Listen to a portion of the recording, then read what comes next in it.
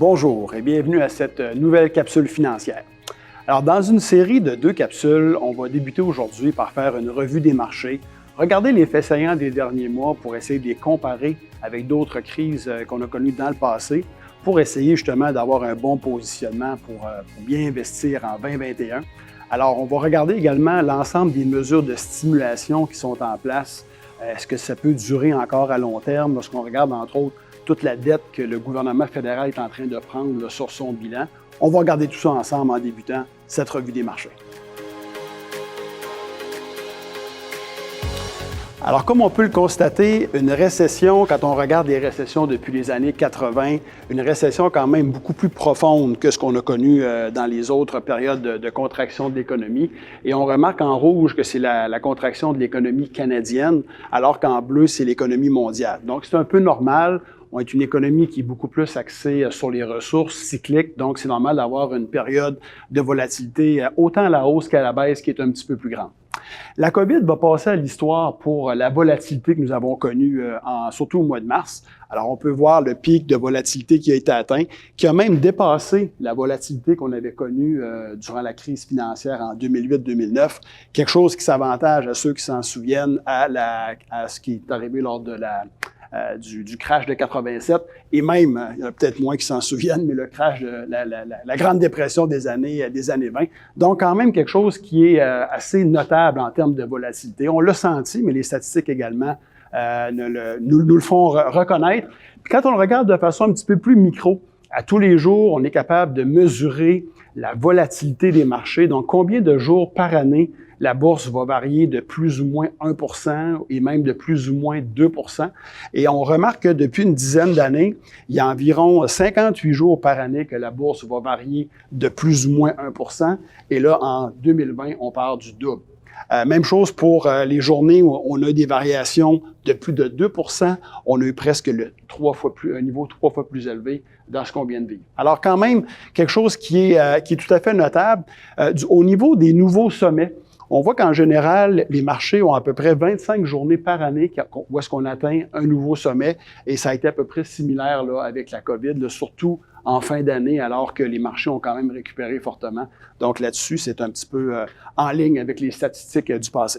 Maintenant, si on regarde l'amplitude de tout ça et on le compare avec les récessions qu'on a connues depuis les années, si on recule même jusque dans les années 50, on peut voir qu'en gros, en moyenne, entre le début d'une récession, donc le sommet du marché, et le moment qu'on atteint le creux, on voit qu'en moyenne, il va y avoir 426 jours d'écart entre les deux.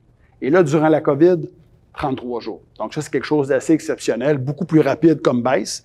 Quand on regarde et on mesure l'amplitude de cette baisse-là, bien, en moyenne, dans une récession, les marchés vont reculer de 36% du sommet au creux, et là, on a vécu moins 34. Donc, quelque chose d'assez similaire, il n'y a rien de remarquable par rapport à ça.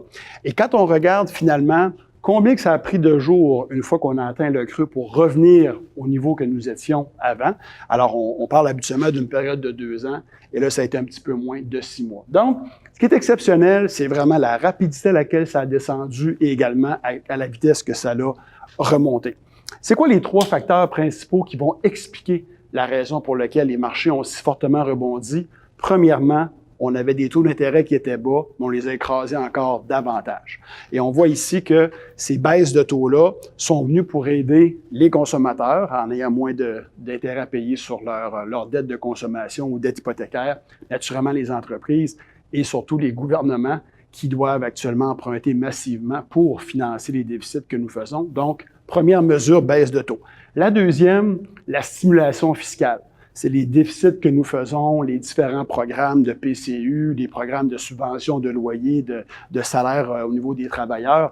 Et tout ça fait qu'actuellement, on a le feeling que le Canada en a fait beaucoup, et on peut vous confirmer qu'on est les champions du monde. Quand on regarde la stimulation que nous avons faite par rapport à la taille de notre économie, on arrive bon premier, alors qu'on bat même ce qui s'est passé du côté américain. Et on voit aussi, puis ça c'est intéressant pour nos prévisions 2021, on voit qu'on a beaucoup moins stimulé en Europe.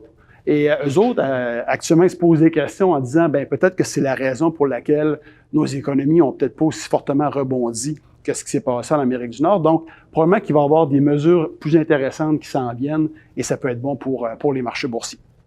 La troisième mesure, finalement, c'est qu'on a carrément imprimé de l'argent. On voulait s'assurer qu'on ne manque pas de liquidité dans le système, que les banques allaient continuer à jouer leur rôle de courroie de transmission dans l'économie. Et on a vu ici que la masse monétaire a carrément explosé. Donc ça, c'est, pour prendre une image, là, c'est le nombre de billets qui est en circulation. On voit qu'on n'a jamais vu ça depuis la Deuxième Guerre mondiale, d'avoir un accroissement aussi fort que ça de la masse monétaire. Et là, après ça, la question qui vient, bien, cet argent-là a été où? Et on veut mesurer ce qu'on appelle la vélocité dans notre jargon, la vélocité de la masse monétaire, à quelle vitesse cet argent-là va rouler dans l'économie. Et là, on se rend compte que cette vélocité-là est à son creux actuellement des 100 dernières années. Conclusion, c'est que l'argent, oui, on en a mis un paquet, mais elle s'est ramassée où? Elle s'est ramassée dans les comptes de banque. On voit que le niveau de dépôt dans les comptes bancaires a explosé. On n'a jamais vu ça, autant au niveau des entreprises que des particuliers. Et ça, c'est intéressant pour nos prévisions 2021, parce que cet argent-là, dans des comptes de banque qui payent du 0% d'intérêt, ne restera pas là éternellement. Lorsque la confiance va être revenue au niveau des dirigeants des entreprises, donc on va recommencer à investir, et également au niveau des particuliers, on va soit continuer à acheter des résidences, soit qu'on va continuer à acheter des piscines, des skidoo puis des motoneiges, ou bien également que ça va aller dans les marchés boursiers. Et donc ça, c'est un apport qui peut être intéressant pour les investisseurs. Donc, on voit avec tout ça que quand on regarde le rendement de chacune des années civiles du marché boursier canadien, on peut voir en bleu, dans le fond, le rendement qu'on a fini du 1er janvier au 31 décembre. Et on voit, dans le fond, ici également, le niveau de baisse maximale qu'on a connu en cours d'année. Donc, des corrections entre le sommet et le creux. Et c'est très rare que ça n'arrive pas. Donc, c'est important peut-être comme leçon comme investisseur de dire que c'est normal qu'on ait des reculs. Il y en a régulièrement. Et quand on regarde notre année 2020, à un moment donné, les marchés étaient en baisse de 37 % de leur sommet, puis on a quand même fini avec un plus 6. On était les premiers en mars-avril à dire que c'était pas impossible que les marchés reviennent, mais qu'on en doutait fortement. Mais finalement, avec l'ensemble des mesures qu'on a vues, c'est ce qui s'est passé. Donc, on est tout à fait content que les marchés aient récupéré, mais c'est quand même à une vitesse très rapide que ça s'est fait. Est-ce que les gouvernements vont demeurer encore impliqués autant dans l'économie? Encore un certain temps, c'est sûr. La raison, quand on regarde actuellement le niveau d'emploi qui a été récupéré aux États-Unis, on voit qu'on a à peu près 60 % des jobs qui ont été récupérés. Donc, c'est ce qui fait qu'on entend parler d'un gros plan fiscal qui s'en vient là, avec le Sénat puis M. Biden. Et du côté canadien, bien, on en a fait plus, mais on voit également qu'on a un niveau de récupération de l'emploi qui a été additionnel. On est rendu à presque 80 % des emplois qui ont été récupérés. Maintenant, la question, est-ce que on va s'en sortir de tout cet endettement-là avec tout ce qui se passe actuellement au niveau des déficits? Et on est en conclusion, on est un peu chanceux, dans le fond, d'être arrivé dans cette crise-là avec un des meilleurs bilans quand on regarde la dette par rapport à notre PIB de l'ensemble des pays du G20. On est rentré dans ça, vous voyez en bleu la dette canadienne à peu près à 30 % du PIB. Et quand on regarde en rouge la charge d'intérêt qu'on paye sur notre dette, on voit même que les intérêts qu'on doit payer proportionnellement à notre économie, ça va être plus bas en 2021 que ce l'était en 2019. La raison qu'ils ont baissé les taux d'intérêt s'explique ici. Du côté américain, un petit peu différent. On est rentré, au lieu de 30 % avec une dette par rapport au PIB à 80 %, donc presque 3 fois plus élevée. Alors, on sait que la dette, elle va exploser également, mais pour ce qui est des dépenses d'intérêt, ça demeure encore sous contrôle. À ceux qui s'inquiètent de la situation du budget ou de la dette américaine, gardez à l'esprit qu'ils ont une capacité de taxation fiscale beaucoup plus grande que nous. Il n'y a même pas de taxe fédérale. Le matin, on met une TPS américaine et puis la dette, elle ne durera pas tellement longtemps. Donc, ça n'inquiète pas les marchés pour l'instant.